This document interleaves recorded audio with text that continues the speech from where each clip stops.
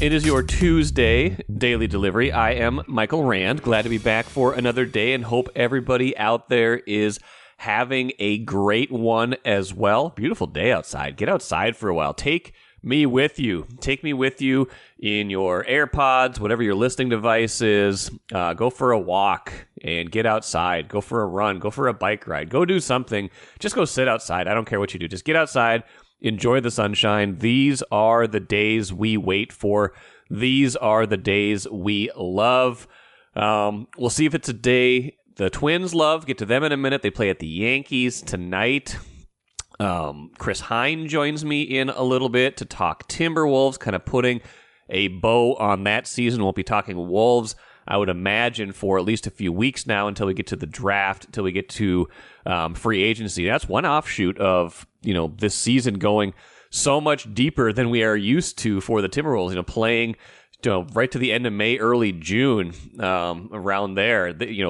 All this stuff, all the offseason stuff for the Wolves, very close to now, draft and free agency right around the corner. So, not a long time to catch your breath if you're a Wolves fan or a Wolves beat writer like Chris Hine before things crank up again. But I'm sure fans will not mind that, and they would take many subsequent years of that sort of calendar if it meant the Wolves were making deep playoff runs all of those times. An update on the Comcast versus Bally versus Diamond versus MLB versus all the above, the bankruptcy stuff going on with Diamond Sports. Just thought I would kind of provide whatever context I can for where things at and how I see it. It's not great news right now, but it's something I keep getting asked about. So let's do an update today, since there is something on the calendar today with that. And the Timberwolves, Micah Nori, interesting nugget on him. Reportedly, a candidate will be interviewed for Cleveland's head coaching vacancy out in Cleveland. So, could the Wolves be losing their top assistant under Chris Finch? First, though, what I miss, like I said, we're going to start at the top with Justin Jefferson and the Vikings. Now, agrees to the largest non-quarterback contract right now in terms of overall, or in terms of yearly value in the NFL. $35 million a year, 4 years, $140 million, $110 guaranteed. This has been a long time in the works, right? It's been a long time in the works. Almost a year, it feels like, that these negotiations have been going on. Almost got done right at the start of last season, but they shelved it, tabled it, said, not quite ready, don't have to do this yet. So then the season plays out. Justin Jefferson gets hurt. He's got that hamstring problem, misses a bunch of games.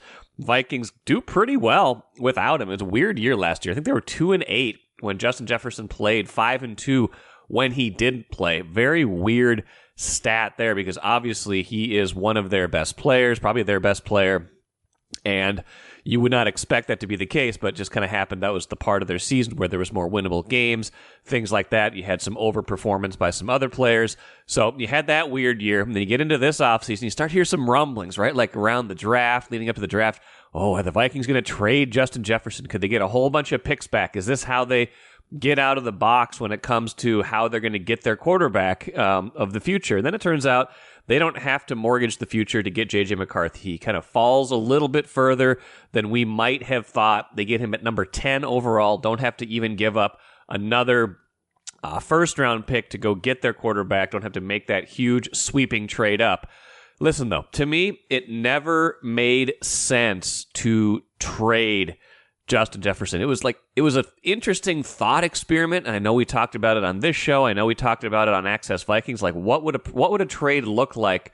How would the Vikings think about approaching a deal like that? But every time you started to talk about it, it was like, yeah, but then you don't have Justin Jefferson. And there's a difference, right? There's a difference when you're talking about trading a really good player and trading a generational Hall of Fame trajectory talent like Justin Jefferson. To me, it's the difference between, like, when the Vikings traded Stephon Diggs, which, if we're remembering correctly, led to the drafting of Justin Jefferson. The pick they got back, the first-round pick they got back from Buffalo in the Stephon Diggs trade they used directly to take Justin Jefferson. But Stephon Diggs was always, in the time that he was with the Vikings, he was always like a top 10, top 15 wide receiver, an excellent wide receiver, very good player, fit their system, fit their scheme, things like that. But he was not a Hall of Fame player.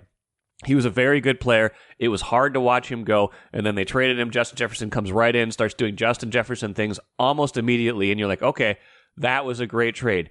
You trade Justin Jefferson, who has more receiving yards than anybody else in history in his first 4 seasons. He's averaging almost 100 yards per game for his career in the first 4 seasons. Missed 7 games last year and still has put up all these ridiculous numbers, things like that. He is on a path right now where if he keeps playing at this pace for another 5 to 7 years, he will be in Canton, Ohio someday. He will be a Hall of Fame receiver. So what the Vikings did is they get the next 4 years of that player. They've already had the first 4 years, establishing a Hall of Fame path. Justin Jefferson right now on a Hall of Fame path. Now they get the next 4 years, which should be prime Justin Jefferson years, the mid to late 20s. You should not see any sort of meaningful physical decline. He should still be at the peak or very, very, very near the peak of his physical abilities all throughout the life of the contract. His mental acuity will be right there. He will be extremely sharp, extremely good during these 4 years. So you've guaranteed yourself 4 more years of the best wide receiver in football, maybe the best non-quarterback in football. He's being paid like that, being paid accordingly, but that is fair market value for how good he is. So you get that. That's what you get. Now, imagine if you had traded. Imagine thinking about him going somewhere else. It's kind of like imagining trading Anthony Edwards right now, an ascending talent who is only probably going to get better or is at least going to stay at this high peak for a long time. You couldn't even conceive of that right now. That is Justin Jefferson. I know he doesn't play quarterback. I know quarterback is the premium position in the NFL, but imagining him not being on the Vikings just never made sense, even if the draft capital would have been great. So it made sense in the end for them to get something done. It feels like the term is right. Feels like he got everything he wanted. The Vikings got what they wanted. It's a win-win deal, and now everybody can just relax, and J.J. McCarthy can go throw the ball to Justin Jefferson. Like I said, at the jump, Twins play the Yankees. That is in New York. Not going to belabor the history of that series over the past, 2 decades or so, but there was a stat when the Twins played the Yankees last month that the Twins and Yankees in their last 162 games, including the postseason, the Yankees were 1-18-44 against the Twins. That is just a mind-boggling stat. 1-18-44 shows you exactly how lopsided this has been.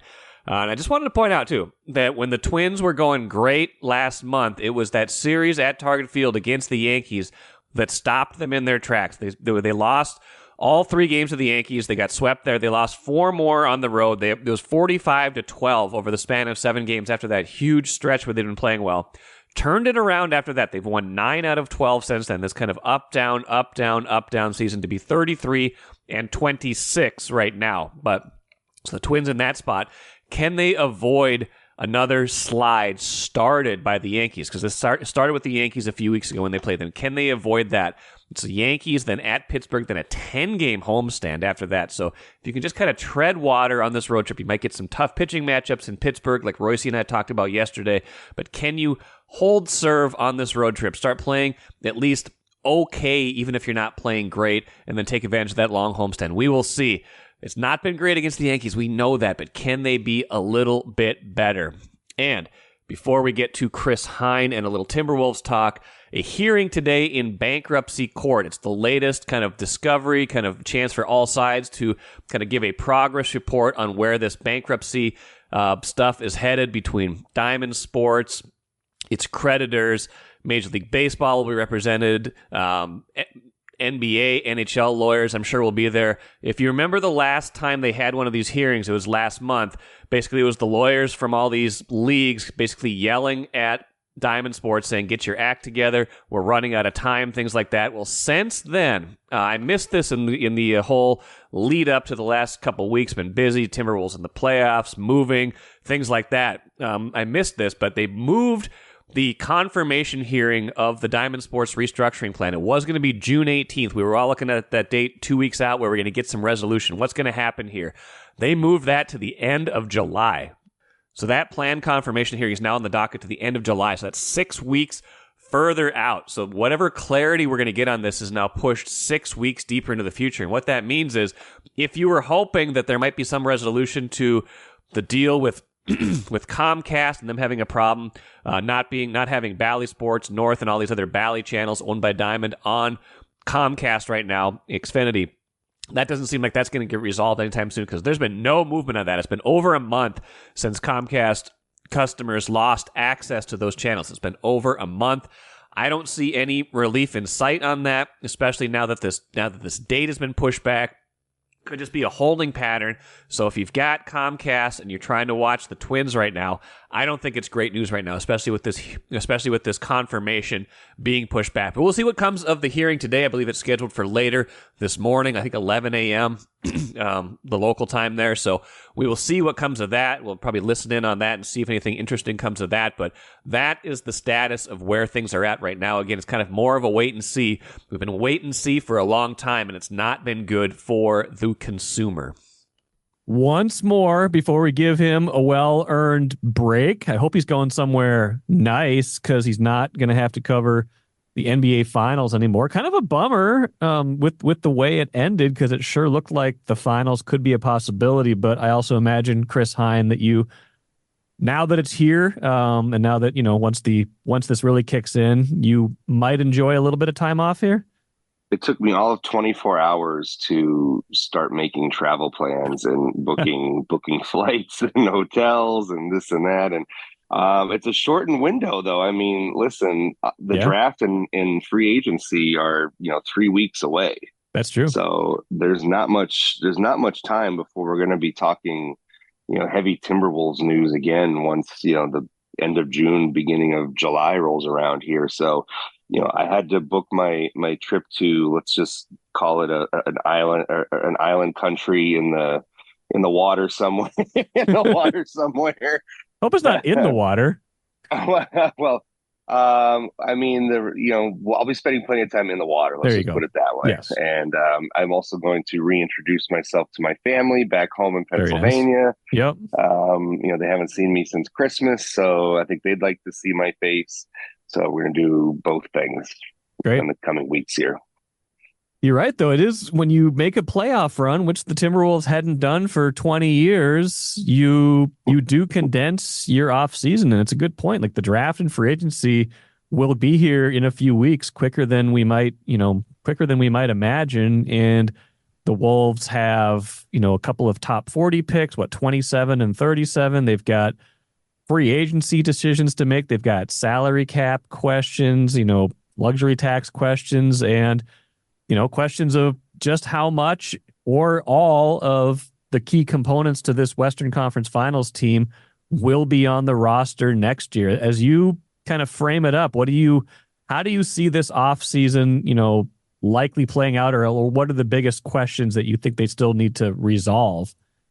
Yeah, I think obviously we don't, have an idea on, well, we have an idea, but we don't know for sure whether, this whole core is going to be back kind of intact. We seem it's all things are heading in that direction, right? Yep. That ownership is, really whichever side it is, ownership is really happy with kind of what happened this year. They want to keep it together. They want to, potentially pay the hefty tax bill that's going to come their way to try and make another run at this. That's what Tim Connolly, that's how he likes to operate. He's not he likes to let things kind of marinate and develop the way he did in Denver when he feels like he's got a contending team and he feels like he has a contending team. So I think it's shaping up they're going to try to run this back as much as possible. And hope that everybody's a year older. Anthony Edwards is a year older, a year smarter, a year more experienced, that this run will help propel him. And even players like, Jaden McDaniels and Naz Reid get a year of experience under their belts, maybe a little more consistent in the playoffs next year.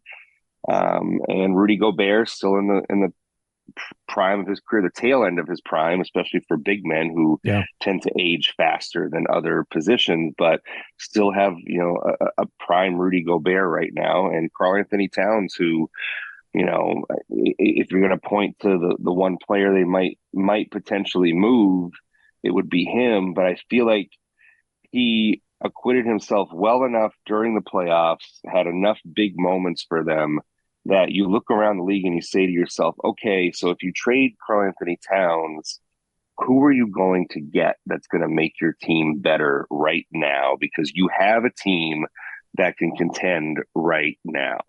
So that's the big question you have to ask yourself in any cat trade. So, and I don't know that there's a clear cut answer out there for that. How does the ownership stuff complicate or not complicate things? Because, they're going through this arbitration process. Don't know exactly how long that's going to take, but it feels like it will drag out for a while. And, Connolly's sitting there with, the opt-out stuff has been reported, but I think you and I have talked about it. That's less scary than it really sounds. How do you kind of suss out kind of the impact of all of those little pieces?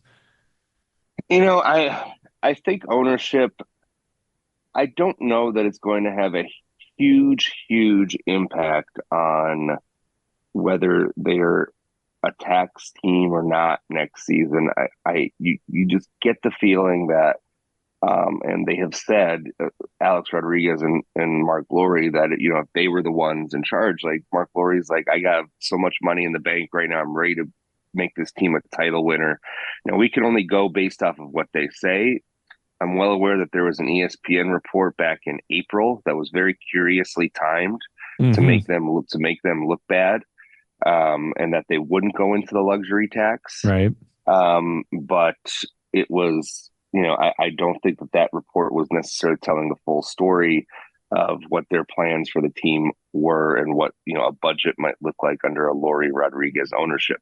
But the fact remains, this is probably not going to get resolved in the next few weeks here, and Glenn Taylor is going to still be the controlling owner of the team when they have to put the pieces in place for the roster next season here.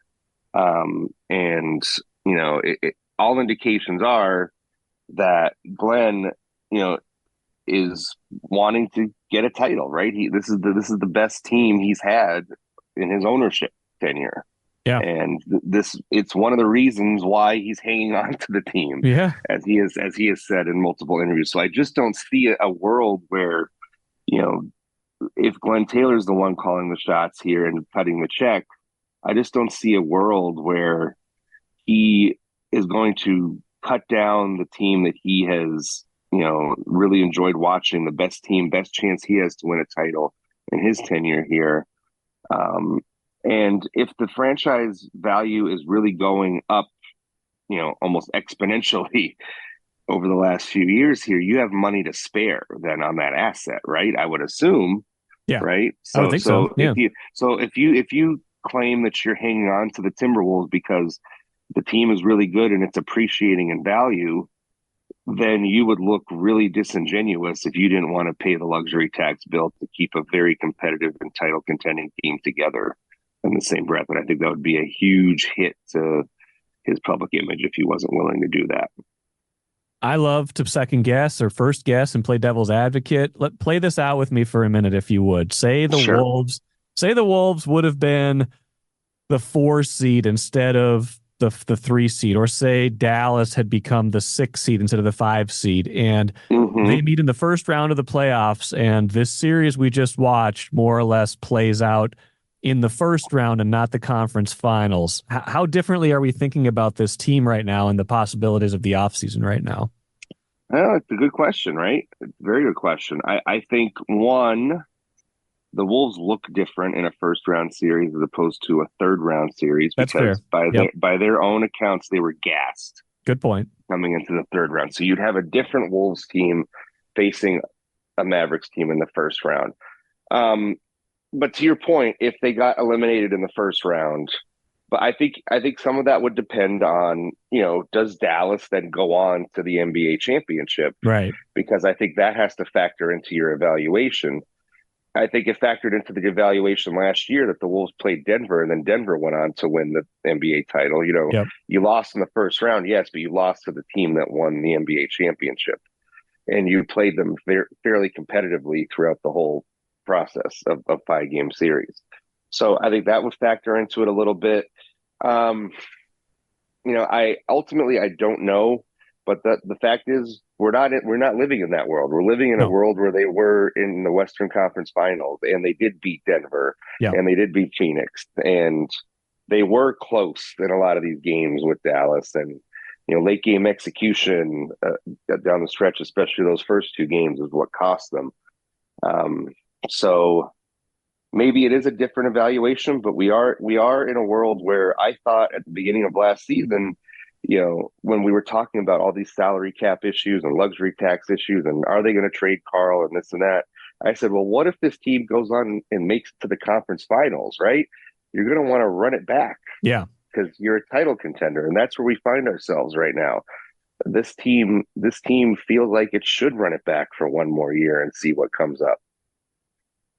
Ant obviously took another step this season, second team all NBA. He was huge in their first 2 series for sure. And then, ran into some roadblocks with Dallas. But what's the next gear for him? Or what should, if you're Anthony Edwards, what are you working on this off season? Or is it simply getting a year older, kind of soaking in the lessons from the Dallas series, or do you feel like there are like elements of his game that he can grow specifically if he works on some things, after he takes a little downtime, like you are going to take some downtime? Oh, he's not going to be taking much downtime because the Olympics are right around the corner here for him.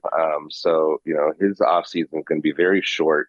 And I think we've heard stories too about like how young guys being in the Olympic Games can have an effect on like the trajectory of their career and how they attack the off season and their work habits and this and that. So, being around like Steph and LeBron and KD and Kawhi Leonard for 6 weeks or 2 months, however long this process takes. Yeah, good point. I think, might affect how Anthony Edwards attacks the rest of his summer once the Olympics are over.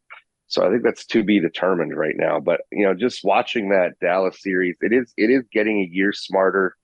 It is learning what you need to do to be able to compete at that level deep into the playoffs.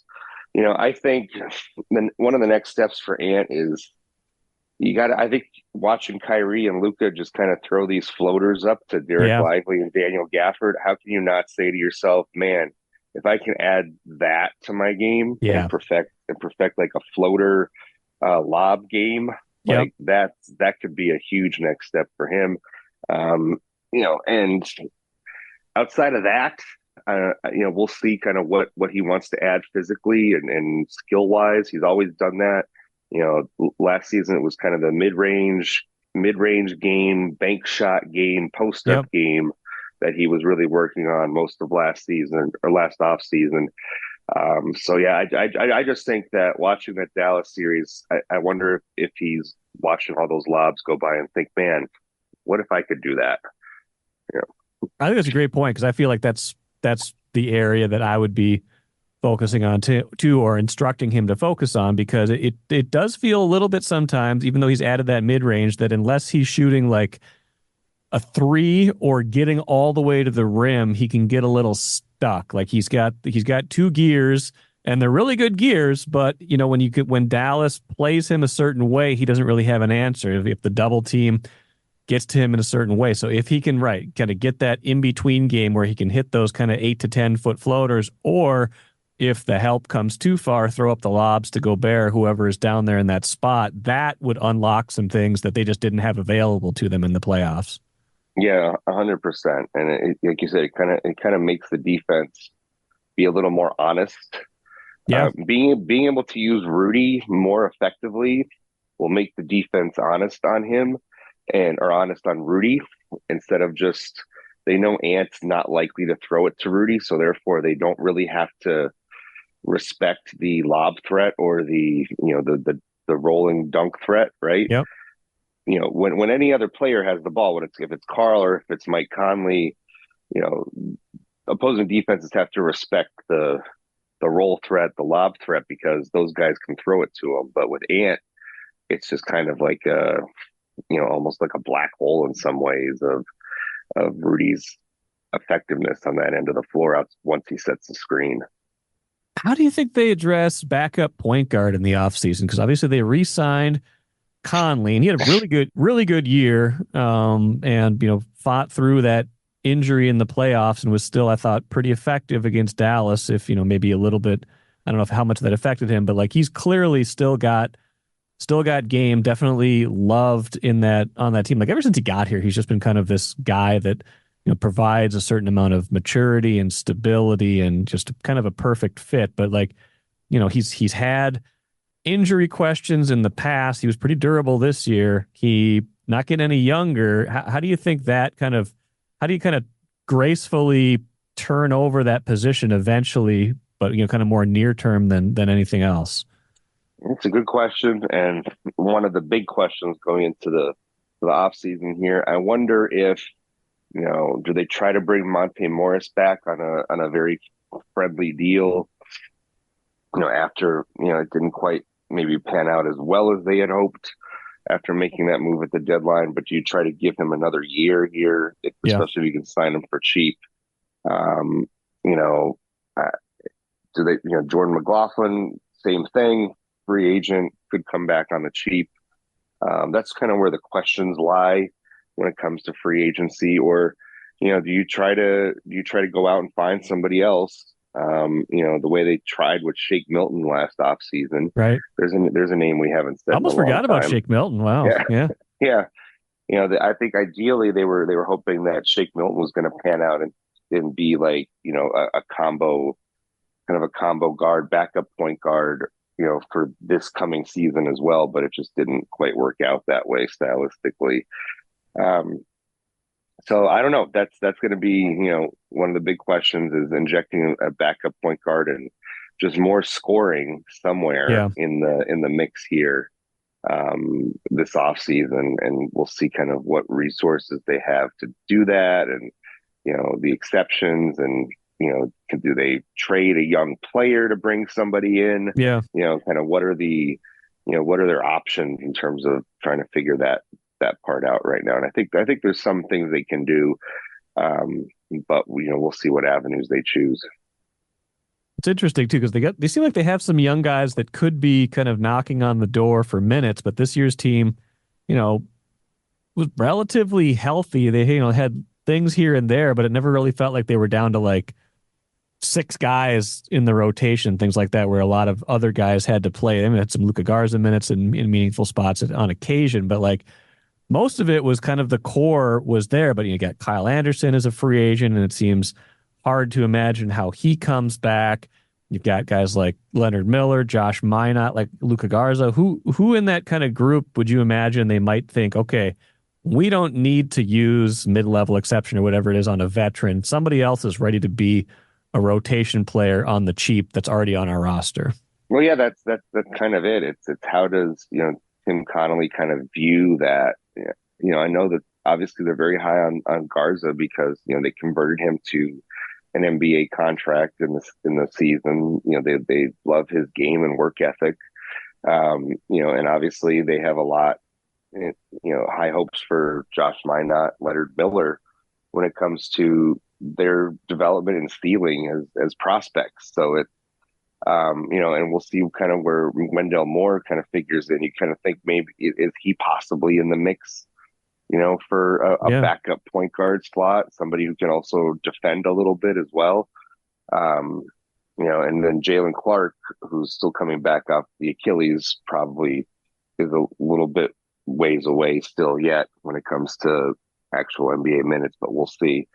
But yeah, when it comes to, I think Miller, Minott, and Garza are the ones you want to keep your eye on, and just what they might be able to bring to the table. But at the same time, I think if those guys get more minutes or are a part of the rotation next year, I don't think that necessarily solves the issues we were just talking about, which is like more of a reliable scorer, more of a backup point guard. I think you're still going to need to find that with what those guys bring to the table, which is more of like, obviously guards as the 5. And, Miller, Minot are not ball handlers. No. And, they're probably not going to be lighting it up too much on the scoreboard for you. You need, I think, more pure scoring and point guard ability still on this roster. Yeah, I agree. I feel like if you're really locking in on one thing that would take some of the pressure off of the starters, especially Anthony Edwards, it's someone who can really score from the perimeter on that second unit. I just don't know if they have that. Obviously, they had the 6th man of the year, and he can score a lot. Like, it's not saying they don't have a good bench. It's just it's disproportionately weighted towards 3s, 4s, and 5s at this point.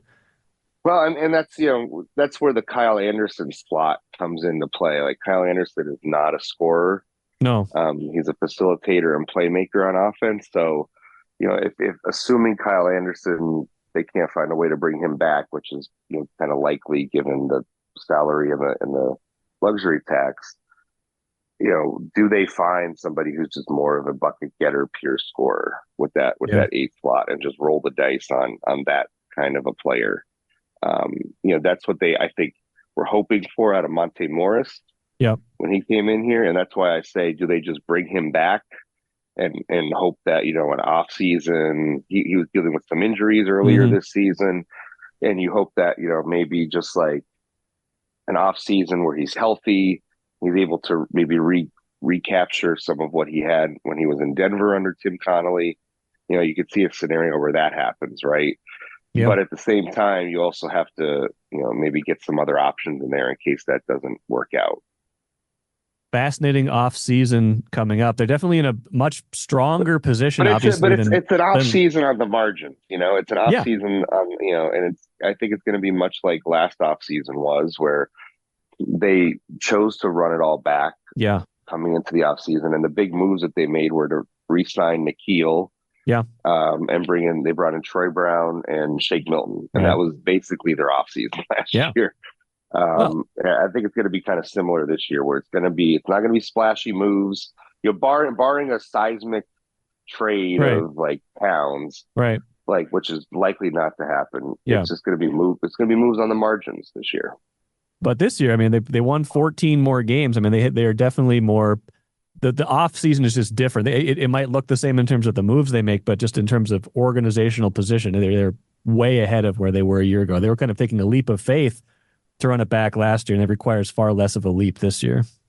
I agree 100%. And when you have young players that are like Naz Reid and Jaden McDaniels and Anthony Edwards, and even Nikhil Alexander-Walker to a certain extent, who are young players really getting a taste of the deep playoffs for the first time. Yeah. I think just internal improvement can be the way you get better. Yeah. So, I think that's very much on their mind as they approach this offseason.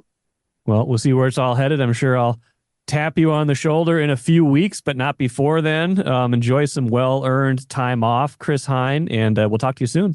Appreciate you, Mike. Thank you. Thank you. Great stuff from Chris. As usual, appreciate him hopping on with me one more time. Hope he sincerely enjoys his time off and gets kind of some rest. It's been a long season, longer. The Wolves played deeper than we're used to them playing, and everybody had to cover them. Chris, more than anybody else, had to cover them longer than we're used to covering them. So kudos to him for a job very well done, and hope he gets a little time off. Although the cooler here will tell you that there is still news percolating with the Timberwolves. Micah Norrie, reportedly a candidate for the Cleveland Cavaliers head coaching vacancy. Micah Norrie, a top Wolves assistant. He was on the sidelines, kind of acting as, not acting as the head coach, but kind of being the person pacing the sidelines with Chris Finch sidelined for the Denver series and the Dallas series after that knee injury suffered at the end of the Phoenix series. So Micah Norrie gained a lot of visibility in the last month or so. He is a candidate in Cleveland. That'd be a loss for the Wolves if he ends up getting hired there, although he is certainly deserving of an interview and deserving of that opportunity. So we'll see where that all goes from here. That will do it for me today. Plenty of great stuff coming up the rest of the week. Until then, I am Michael Rand. Enjoy your Tuesday. Back at it again tomorrow.